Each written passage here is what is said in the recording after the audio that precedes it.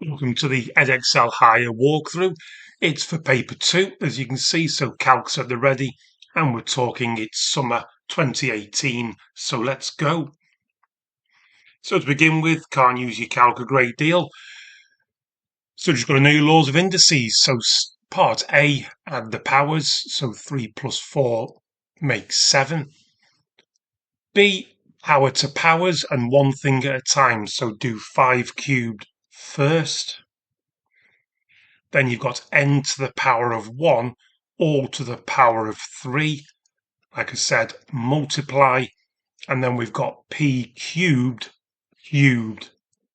So 3 threes give us the 9. Same with simplify in terms of one stage at a time. So 32 over 4, that means divide. And divide means subtract the powers. So for Q, 9 minus 3 gives us the 6. And for R, it's 4 minus the hidden 1 to give us R cubed. Question 2, LCM of 40 and 56. Now, with it being a calculator paper and with it being relatively small numbers, I would simply get on my calc and regurgitate the multiples of 56. Because if you just keep going, the first number you hit that actually ends in a 0, so becomes a possibility, is 280. And if you check, 740s are 280. And that's all you want. So yeah, you could do trees. It's not bad practice to do trees. It's going to be good revision for you. But in the real exam, small numbers, well, smallish numbers on a calc paper, that's the technique I'd be going with. For question B, HCF, you could draw yourself a Venn diagram and make a list, 2 cubed, 2 squared, and so on, with it only being worth 1 mark. For me, not worth the effort. Highest common factor is multiply the common factors. There's a 2 squared in them both. That's got an extra 1, but we don't care. There's a 3 in them both, and there's at least 1 5 in them both. Get them times what we got. 4 times 5 times 3 is 60. On we go. So bog standard equation of a straight line, in other words, y equals mx plus c. The plus c on the end is minus 6. That's the easy spot. And then always try and find a sensible triangle. You can either go for that one or the larger one, double the height, double the width. It doesn't matter. 3 divided by 1 or 6 divided by 2 give you the gradient of 3, no matter which way you go about it. Number 4, buys a van. So if we're buying a van plus VAT, our first job is to add the VAT on. So multiply it by 1.20 means that all in, the van's costing £10,200. These equal payments, there's 12 of them. Let's get them multiplied. They are 6,375. Find the ratio of the deposit to the 12 equal payments. Well, they're the 12 equal payments. If you subtract the 12 equal payments, 5, not 2, subtract the 12 equal payments from the total cost of the van, you will get what the deposit needs to be. You're nearly there. I would just use my calculator. You can get your calculator to cancel down fractions. Do this. Use your fraction button. Hit 3825 over 6375. I know ratio and fractions are connected and they're not the same, but cancelling it down, you would get 3/5, or in this case, 3 to 5 for your cancelled simplified ratio. Number 5, as always, I cheat on these because me with an electronic pen are always going to absolutely mess it up. But don't forget, when you're completing a table of values for a quadratic, you're always looking for that line of symmetry. So do your positive numbers first. Keep it easy. Do your negatives last, because you might not need to. So 1 squared minus 1 minus 6. And there we go. We've got our line of symmetry. So if we do these two positive numbers, 2 and 3, we'll get them as well. So 2 squared is 4. Take away 2, take away 6. We go to minus 4. Symmetry. Stick in 3, we get 3 squared minus 3. That's 6. So we get a 6 minus 6 and a rebound down there. And when you plot them, hopefully you're not as wonky as me. I mean, that was me with a pencil on my worked answers, so I've cut and pasted it from there. It got a bit straight there, but they're not going to be hypercritical. Just don't use a ruler, freehand, and make sure you hit all the key points. Now, obviously, you'll stay on this page. I won't go on to part C.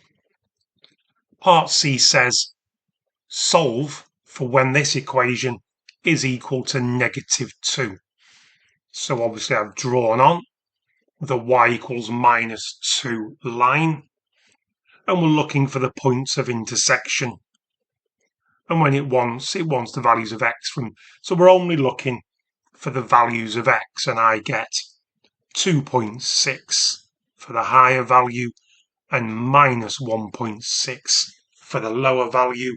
And they turn out to be the examiner's, the mark scheme's preferred answers, and you need to be within half a square of tolerance as always, so plus and minus 0.05. So unfortunately 2.7, for example, is not accurate enough for the mark scheme. Question 6. A force of 70 acts on an area of 20. Find the pressure. So just get on with that. Don't worry about the waffle. 70 divided by 20, we get 3.5. If we increase the force by 10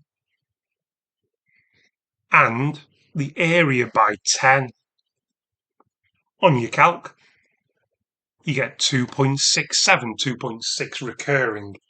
Helen says the pressure decreases by less than 20. Well, let's find the actual percentage increase. For a percentage increase, don't forget the formula. It's the actual increase. So you subtract them, divided by the original amount, multiplied by 100. That should give you roughly, flipping heck, what a terrible 2. That should be 23.8%. So as you can see, she says less than 20. It's a no. It's greater than 20%. Sorry, Helen, wrong. Number 7, also cheated. I do it by counting and I check using the Ray method. Your choice, whatever works for you, but I would always start from the centre. Scale factor of a third, so I go right 3, up 3. Times that by a third, you go right 1, up 1. And so on and so forth. I count how far that is across there. That's 3 on the original, should be 1 on the new version. That's 6 on the original, should be 2 on the enlarged, or in this case, de-enlarged shape. If you want to use rays, you can. I only use them to check, to make sure that they all line up. And even then, I don't always do that, but just check them, or just quickly having a glance with a see-through ruler can help you check. Number 8, it's one of those questions where you look at it and go, there's a lot of information, almost too much information. Shall I do a Venn diagram? The reason why you go against a Venn diagram is you start thinking, in a Venn diagram, it's more about 3 things. As in, it would be a Venn diagram if you had people who wanted Britain, Spain, Italy. But when you introduce male-female, that's not just 3 things, that's actually 6 things. You don't want to be drawing, because Venn diagrams is all about one or the other. or if there's 3 circles, one or the other, and so on. This is not the case. For here, I would be table all day long. Male, female. And you've got Britain, Spain, Italy. And you take it one stage at a time. So 60 people. In it goes. 38 are male. So males in the first column. What am I doing with that? 60. Terrible. You all know what I meant. So 38 are male, giving us 22 in there. 11 of the 32 people who said Britain. So 32 said Britain. 11 were female, so 21 male. 8 males said Italy, which means we can fill in a 9 there. 12 people said Spain. That gives us a 3 in that gap. Reading down here, 11 plus 3 is 14, so that needs to be an 8. 8 plus 8 makes 16, and always worth a double check. Do those 3 add up to 60? Yes, they do. So, one of the females is chosen, so we're only looking at those 22 people. What's the probability? They said Spain. So it's 3 out of 22, not 3 out of 60 or anything else. Number 9, we've got one of those investments where they're not telling you the percentage. So Jean invests £12,000. And we don't know what our multiplier is. But we do know that at the end of the year, she gets 12,336. Well, that's enough to get your calc. Do 12,336 divided by 12,000, and you get the multiplier of 1.028. In other words, a 2.8%. I know technically X is not 1 point, but you know what I mean. Doesn't really matter. Okay, in the second year, it halves. So she's reinvesting that amount, but her new multiplier is 1.014. And that gives us 12,508.704 were money, so we're 2 decimal places, so £12,508.70 after her 2 years of investing.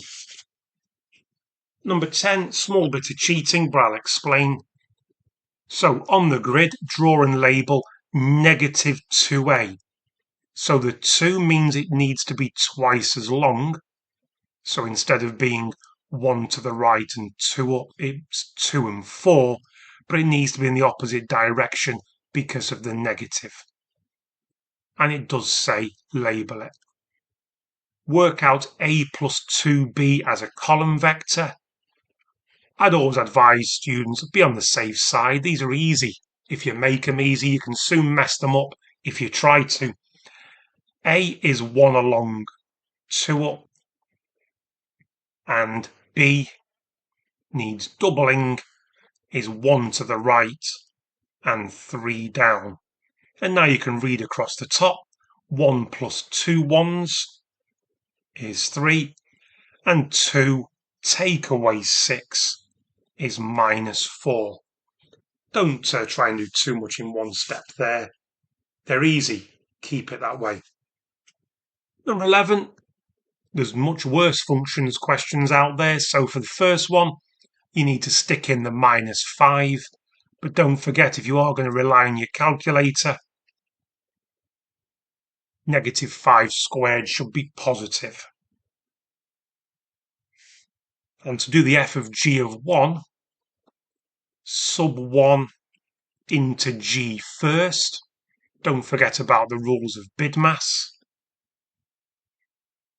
1 cubed is 1 times 4. And then we're going to stick that answer into the function f. And it's 2 over 4 squared. In other words, 2 over 16. In other words, 1 over 8. Number 12, they're trying to smash two things together, proportion and just graphs. But just think about where have you seen these graphs before. Look at graph B. That's just a straight line graph. Y equals mx. There's no plus c. Goes through the origin. So that would just be y equals kx. And that's direct proportion. So that's B. What about graph of D? Well, that's half of the graph. You've seen that graph before, just probably maybe not in half.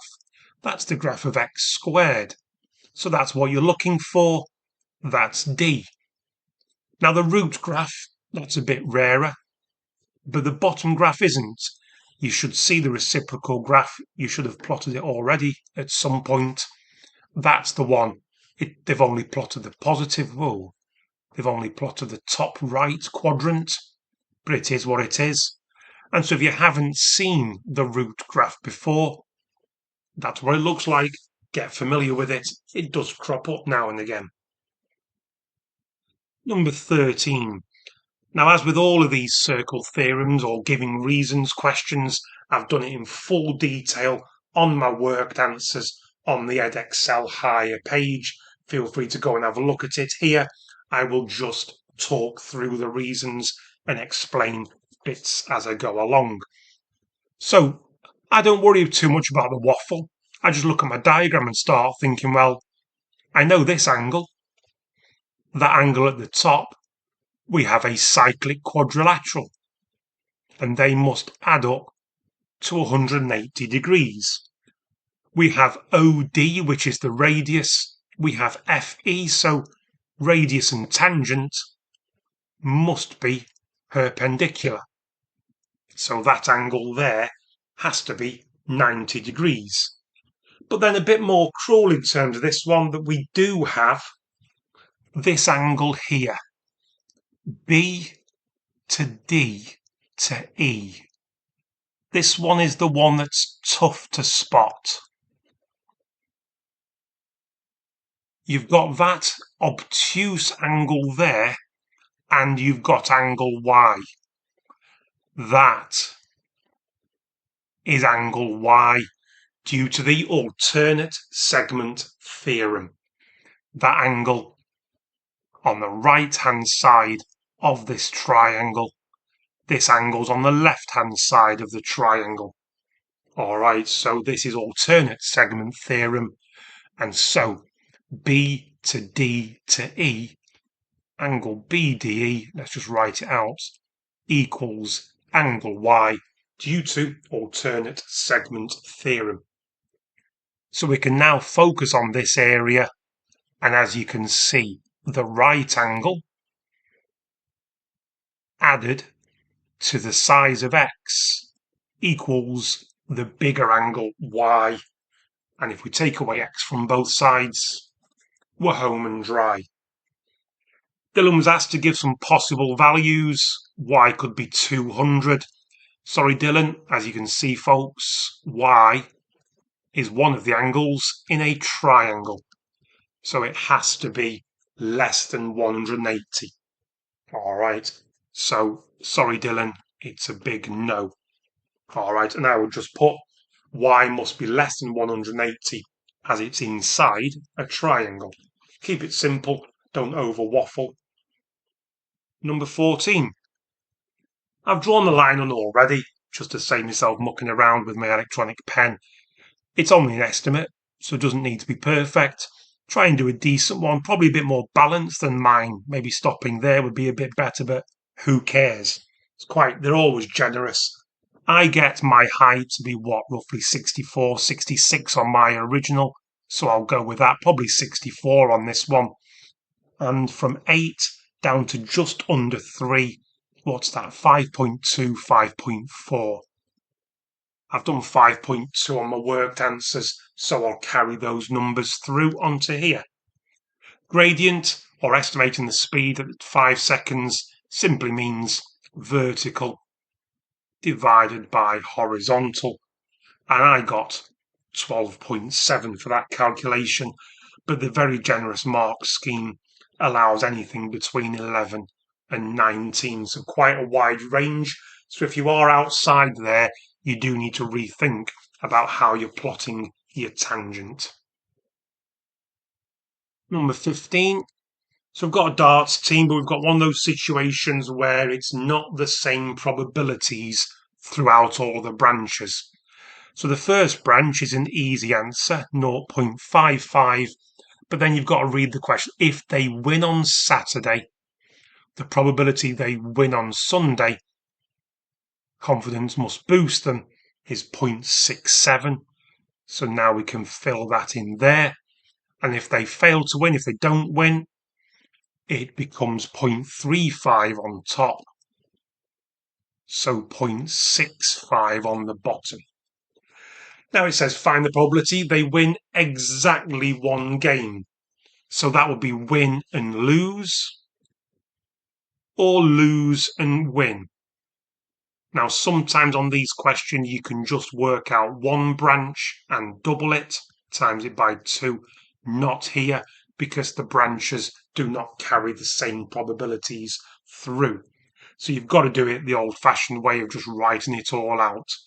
So win and not win is 0.45 times 0.33. That's that and that to give that. And not win-win is going to be 0.55 multiplied by 0.35, all in, giving us 0.341, or the fraction equivalent. Number 16, because it's asking you to use the graph to estimate solutions, please use a compass. Otherwise, you're going to be well outside of what you're asked for. So first job is square root that. You get 3.5, so I set my compasses to 3.5 and try to get the best circle as possible. And then that's already plotted. For the second line, I drew the graph of y equals, I always like to do y because mx plus c, it's just quicker than a table of values, but feel free to do a table of values. It's minus 2x plus 1, so it needs to cross at 1, and for every unit across, or in this case 2 units, you go down 4 and so on. So 2 to minus 3 is quite close to one of the solutions. All right, if you actually zoom in, it's just slightly out. All right, so hence find simultaneous equation solutions. So you need to write your answers in pairs. So the one to the right, I get 2 along, and it's just crossing above where that coordinate is. So 2 along and minus 2.9 down. And this one up here, as you can see, just over 1 to the left. So I'm going for minus 1.1. And just under the 3.5. It shouldn't be as high as 3.5. 3.5 would definitely be a wrong answer. Needs to be lower than that. And again, mark scheme always allows about half a square or a square either way. Onto histograms, but fortunately no drawing for us. So frequency, don't forget, means area. So I always make a note of the widths, whether on the diagram or on the table. Widths are 5, 10, 10, 5 and 20. So we find the areas. So the first box is 10 times 0.4. Next one is 10 times 0.6. Next one is the tallest, that's 1 times 5. And the widest one is 20 times 0.2. There we go. Now it asks, I won't go on to the next page for part B, I'll stick on here. It asks for an estimate of the lower quartile. So if we just look at cumulative frequency, we get 4, add on 4 to make 8, add on 6, then to 19, 23. So for the lower quartile, the usual method is add 1 to your total, so that's 23 plus 1, 24, and quarter it for your lower quartile. So we're looking for whereabouts is the 6th person. Well, there's only 4 people in the first bar, and there's only 4 people in the second bar. Ooh, that means it's symmetrical. So we can put a little block down here in order to have a lower quartile, an estimate of. If we assume these 4 people in the second group are evenly spaced, which is the assumption, if they ask you to criticise why your answer might be right or wrong or whatever, you say they're probably not evenly spaced, but that's our assumption. So we have them balanced around the halfway point. So there's our lower quarter people. And so that is our lower quartile. 10 minutes. On we go. Oh, I will say, also linear interpolation is perfectly acceptable, but when it's symmetrical, I wouldn't bother. Number 18, 3D Sokotoa, etc. Now I've tried to colour coordinate. Now, as you can see on the bottom, you've got this purple. And reason why it's nice to, let's just change my pen to purple so we can properly coordinate. We're told that A to B, whoops, my mistake, it's B that's at the right angle. I tried to colour coordinate to avoid that mistake, but there we go. B is at the right angle. A to B is 7.3. C is there. Angle BCA, that is 48. And like I say, it might not look like it on a 3D map, but it is a right-angled triangle, so it is Sokotoa, not sine rule or cosine rule. Because the hypotenuse is required, we need to use SO. Circle what I want. I need to do opposite divided by sine of my angle, 48. And my final answer's wanted to 1 dp, so always working more than that. 2 or 3 would be sensible. And now we can take that onto the second triangle. That's the green one in this diagram. The right angle is there, C. H is up here, and A is over there. And that 9.8 we've just found, A to C, is not that hypotenuse there, it's there. Okay, that's the main thing. We are told, let's not forget, we haven't used that CH is 8.1. And the angle between A to H and the plane, we'll call it X. So we've got opposite, adjacent, it's a TOA question. And when you want an angle, it's shift or inverse O over A. So 8.1 over 9.8 gives us 39.508, 1 dp, 39.5. On we go. Number 19. So one of them where they're trying to mix up volume and surface area for the price of one. Don't worry about part 2 of the question, worry about part 1. In part 1, the problem is they've given you the volume when really, to work anything out in spheres, you need the radius.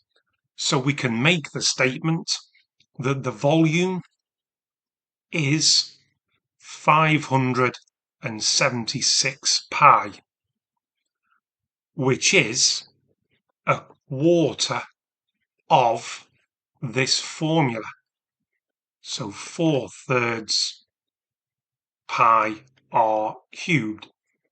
As with most of these questions, the pi's cancel, and we've got a times 4 divided by 4, so let's get rid of that. So actually we can find the radius quite quickly by doing 576 multiplied by 3. That gives you 1728, which happens to be a cube number. It's 12 cubed. So we've got the radius. We can now move on. So let's go for the curved surface area. That's going to need this formula. So that's the surface area of a full sphere. We've only got a quarter of it.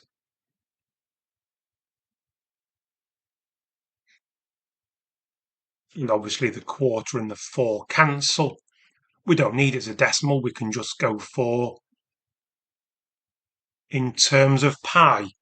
But that's not the full picture, because don't forget, there's a semicircle here and a semicircle here. In other words, a full circle. We need to add that on. Now the full circle will simply be pi times the radius squared. What the heck? Yes, folks, it's the same number. Now it wants it to 3 sig figs. If it was a non-calc paper, obviously you do it in terms of pi, and the answer would be 288 pi. But press your SD button, I get 905, etc., etc. So 905 centimeters squared. Number 20. One of those pain in the backside, because you have to stare at it for ages for only 1 mark. So what is Martin's mistake? Martin's mistake is down here. It's there. All right. Martin's mistake is that +3. It's √3 times -√3. That should be a -3 on the end. That's what you've done, Martin. Now on to what Sian done. So her mistake is the simplification √12 to 3√2. √12 is, got numbers mixed up basically, is √4 times √3. In other words, 2√3, not 3√2. Number 21, bit harder than that, got lots more going on. As soon as you see an errors and bounds questions, just go up and down. Tick off those easy marks at the start before you have to start worrying about what comes after. So we've got 13.2 to the nearest mil. Let's go up and down by 0.5 millimetre. We've got 16.0. We go up and down by 0.5 millimetre. So 16.05 and 15.95 for the width. And then we've got to do the height. 21.7, exactly the same process. 21.75, 21.65, but also we need to do the mass. 1970, rounded to the nearest 5 grams. So you go up and down by half that amount. So you go up by 2.5 grams and down by 2.5 grams. And now you can do phase 2 by considering bounds. Now, if you sat there thinking, well, which one? Do you want the upper bound or the lower bound? I'm afraid it wants both. Also, let's not forget, should have really written it down.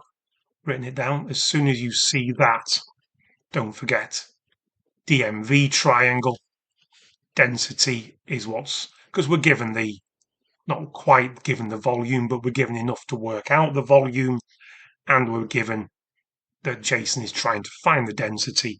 So we're going to need to do m divided by v. So to get the upper bound of density, we need the biggest number on top. That means the top row all, whoops, they don't go on top, they go on the bottom, sorry, because it's volume. My mistake. Let's just rephrase that. We want the biggest mass on top over the smallest volume on the bottom.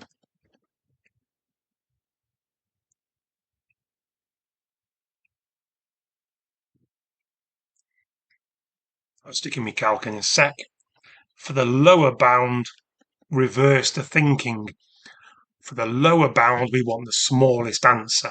To get the smallest answer, you would want the smallest mass on top. And on the bottom, basically the other numbers, the largest numbers, 13.25, 16.05, and 21.75.